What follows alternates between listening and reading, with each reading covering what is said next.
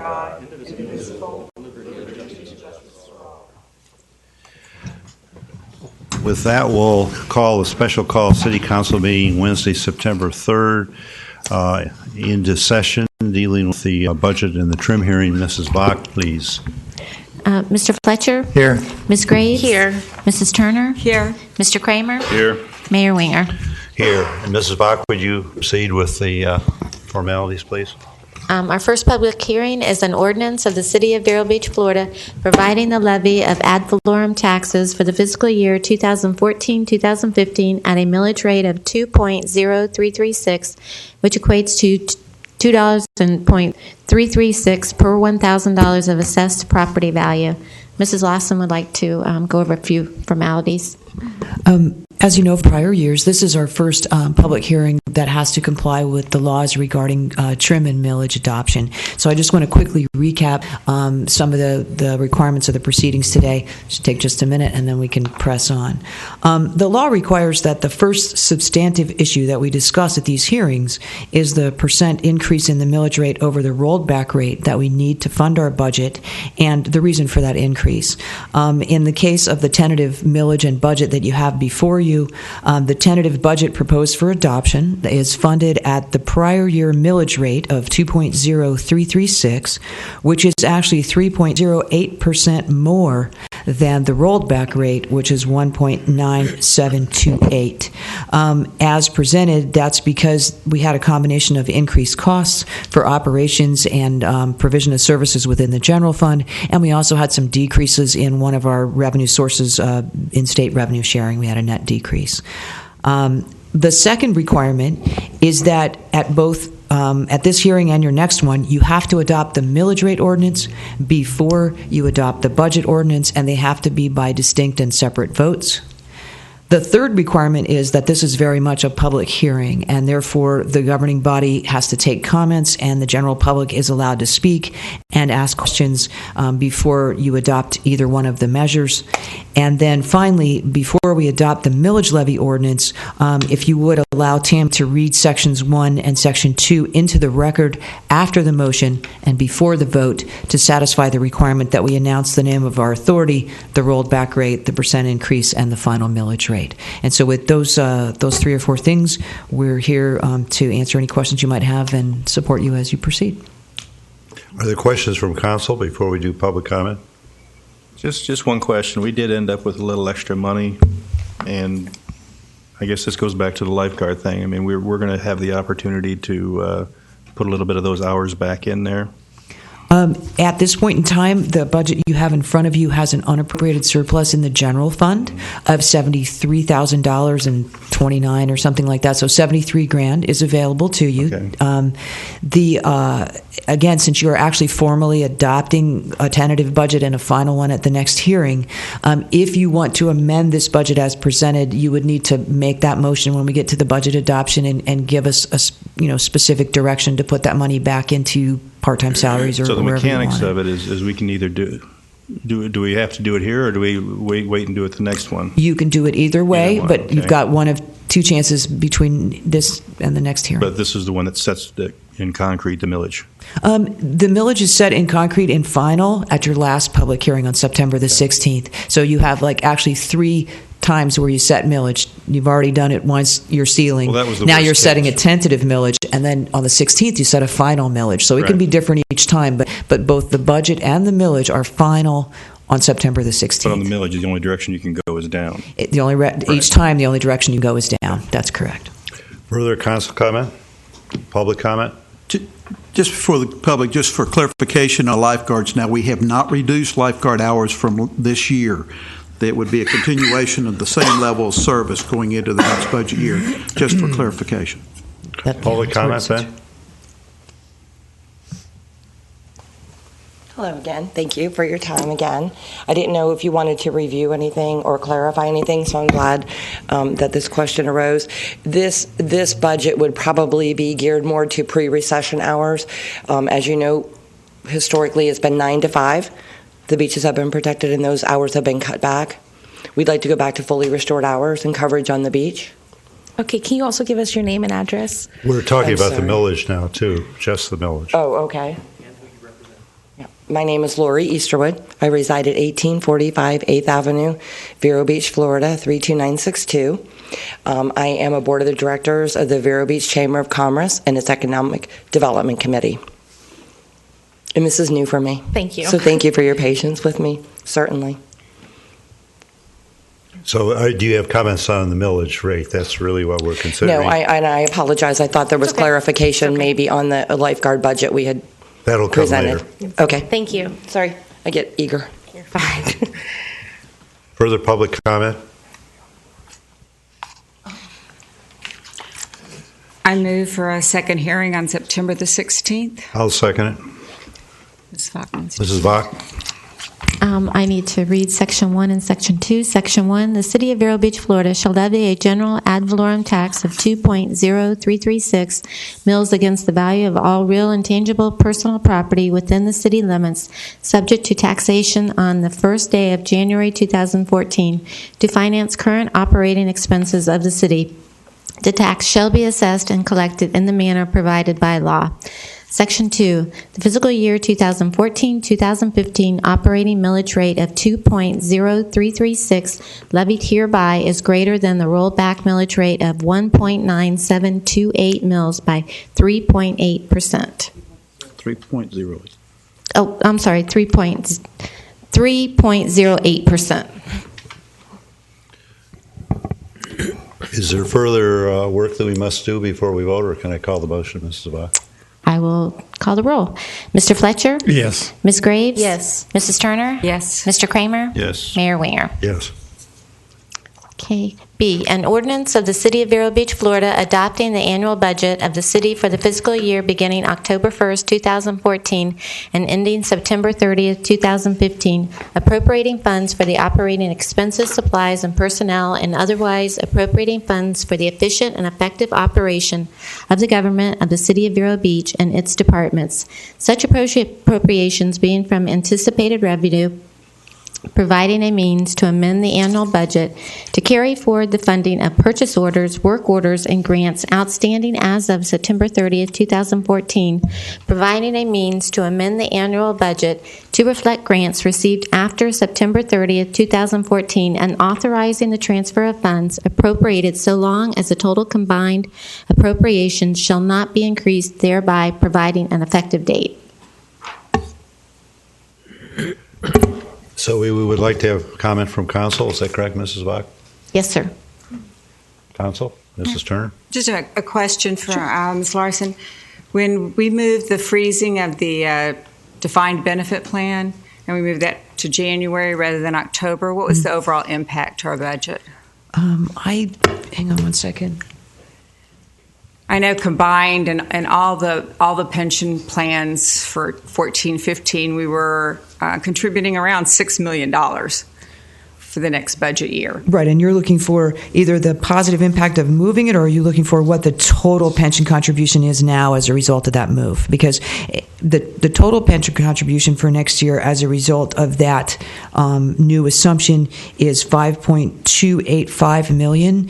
Of that, however, 4.2 is the unfunded actuarial accrued liability, and then 189,000 is the 1/4 of a DB contribution, and then there's about another 888,000. That's 3/4. So I guess the answer is that's the total contribution with the new assumption. So that, yeah. But that new assumption, Comparing that to the $6 million I had before. Exactly. That's It brought it down just a little bit, and it brought it down about 42 grand within the general fund, and maybe 150 or 160 citywide. Thank you from very where you much. were at the workshop.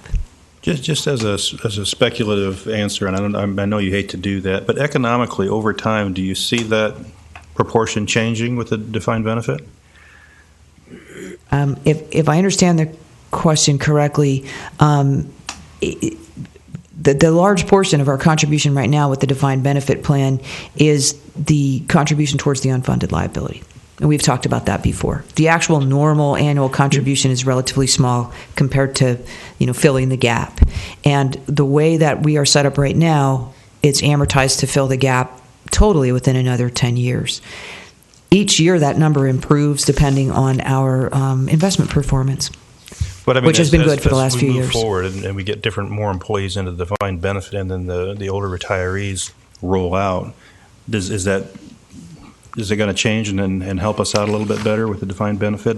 What will reducing help that us liability? out is that rather than our contribution annually being subject to an actuarial evaluation and subject to the performance of our investments, et cetera, it'll be a flat percentage number, a flat percentage of salaries. It'll be a So we predictable just mitigate the risk of and level number. It's risk shifting is really what it is. You'll know what that number will be every year. It won't be like, wow, it's good or it's bad, depending on how investments performed or how our liabilities rose and fell.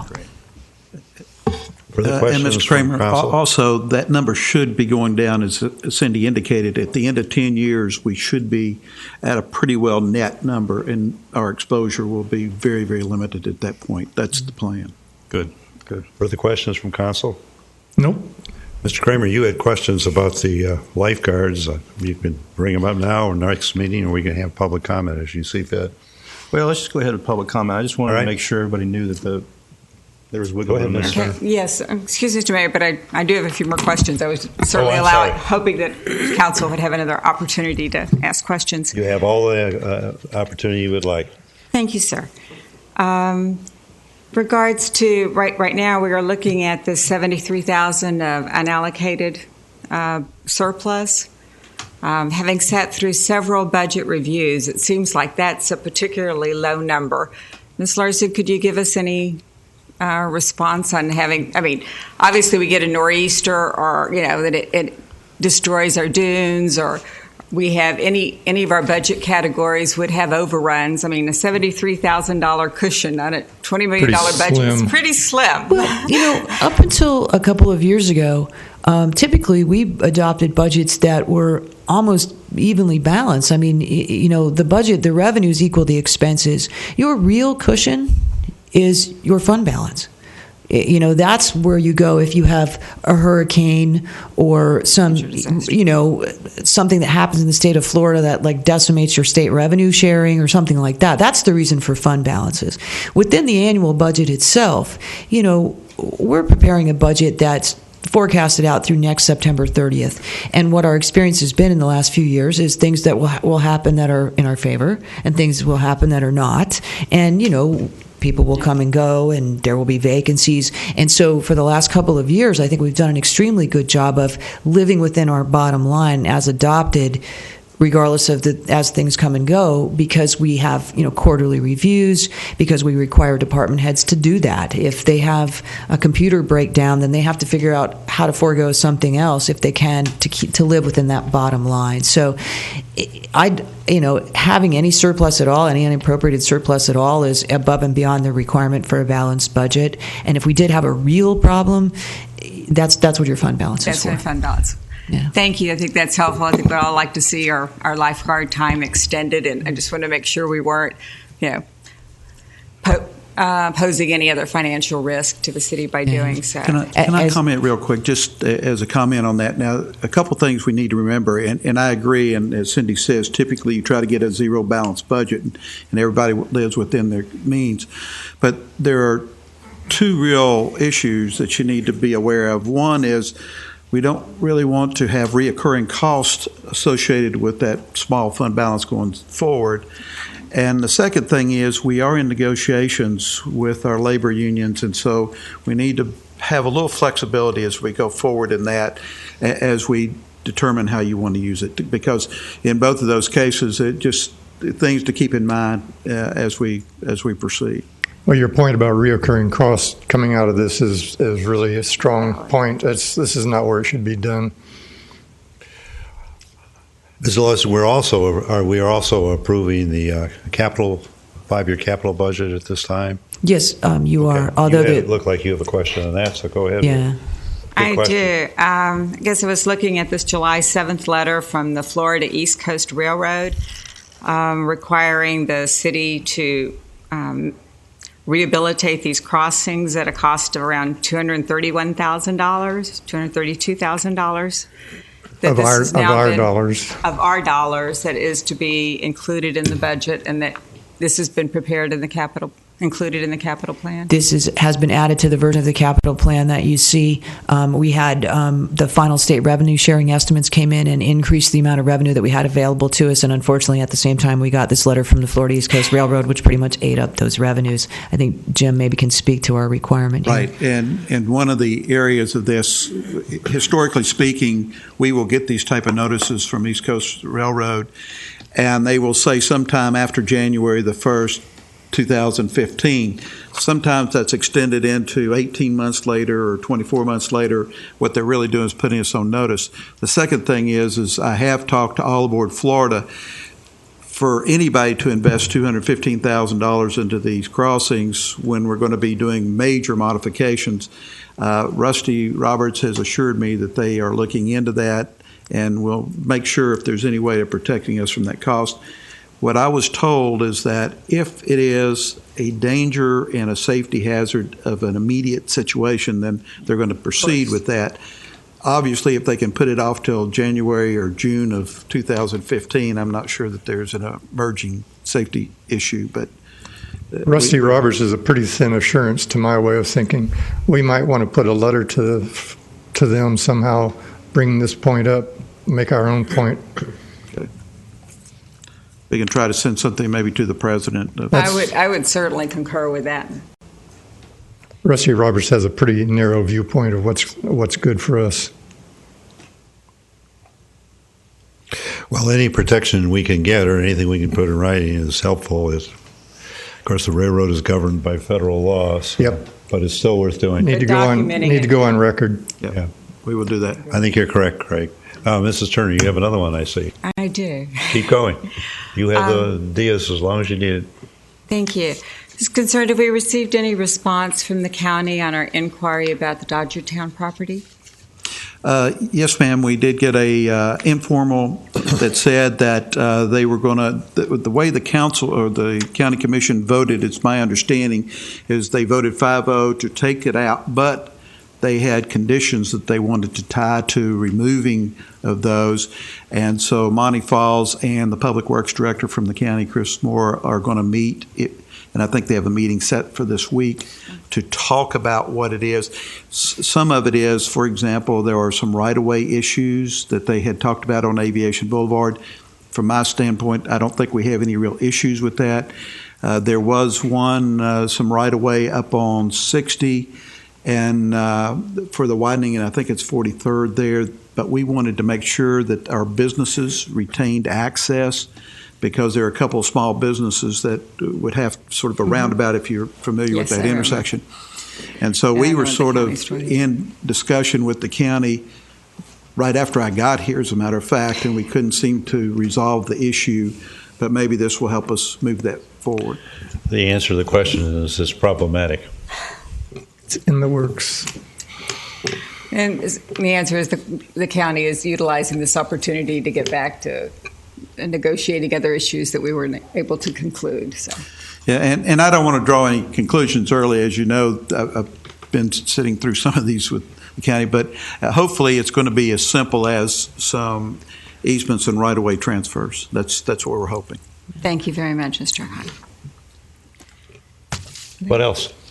Open to the public. Public comment. Now you may return. You had the Diaz before, so you have it now. But you have to re-identify yourself. Don't ever be embarrassed to come up and talk to us. This is your meeting. Thank you for that, by the way. Hello, Lori Easterwood. I reside at 1845 8th Avenue Southwest, Vero Beach, Florida. I'm a member of the Board of Directors of the Vero Beach Chamber of Commerce, the Economic Development Committee.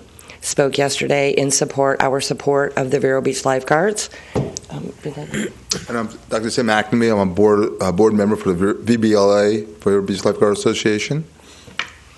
I didn't know if you had any questions or comments regarding our support in what I read yesterday, what I had to say. I don't know if you wanted to add comments to that or... The main point was just trying to restore the funding for the Humberstone Beach for the 9 to 5 back to Our area. I think I've spoken here a number of times already. I think you probably remember me, and I think it is an important concept, and I keep stressing that because it is a valuable resource for our community. Even this past weekend, my sister was visiting from Colorado, and the first thing she asked was about beach safety in terms of riptides and sharks. So then there was no pre-conversation before that. It was one of her first comments about going down to the beach about safety and lifeguards and things like that. So it is a common question among visitors, and we do have, as you can see, the increased traffic. We do have a large number of visitors coming to our lovely area now, and I think restoring that beach patrol is of high value and of a high need for our community also. Jim, what is the cost of doing so? It's about $10,000 per hour per year. Well, what is that? So we're restoring 3 hours, so that's $30,000, right? Yes, sir, that's correct. You have the 72. I personally was for it before I haven't changed my mind. I would concur. I'm still for it. I think they've been left hanging a little bit, and we've heard from the community on multiple occasions that they want an increase in hours. Nice to have, but where's the money going to come from? Jim? The unfunded, or the balance that we have in there will come out of the 72,000. Would be my recommendation, because that's the only place we really have funding for this year. What I would But like that's to the point, it'd request, just be for this year. obviously you can adjust hours on an annual basis, but when you all do this, I would recommend that instead of saying it's for Hummelson Park or J.C. Park or for South Beach or whatever, if you allow Rob and I to work out where we do the manning of Absolutely. hours based on head counts and that kind of stuff, if you're going to go in that direction. Kind of Mr. Kramer, what do you think? Well, it sounds like they want to do a smart decision and manage it a little bit better. I mean, I'd be all for that. Yeah, because if you all allocated just to one particular location, then I'm obligated to spend it there. Okay. But Well, we I can think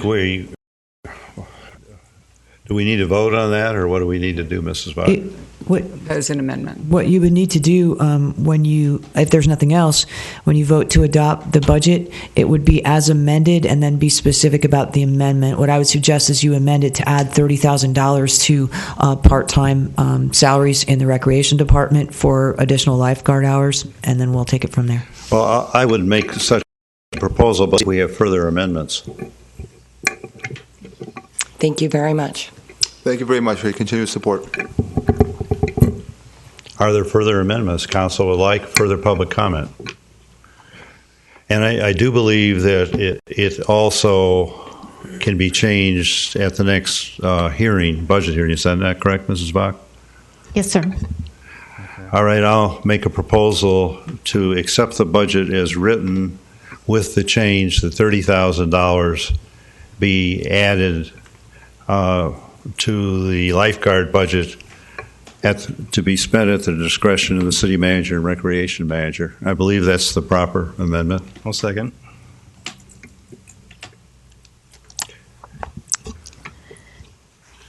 All right, if there's no further comment, I'll call the motion. Mrs. Bach, please. Mr. Fletcher? No. Ms. Graves? Yes. Mrs. Turner? No. Mr. Kramer? Yes. Mayor Winger? Yes. Motion passes 3 to 2.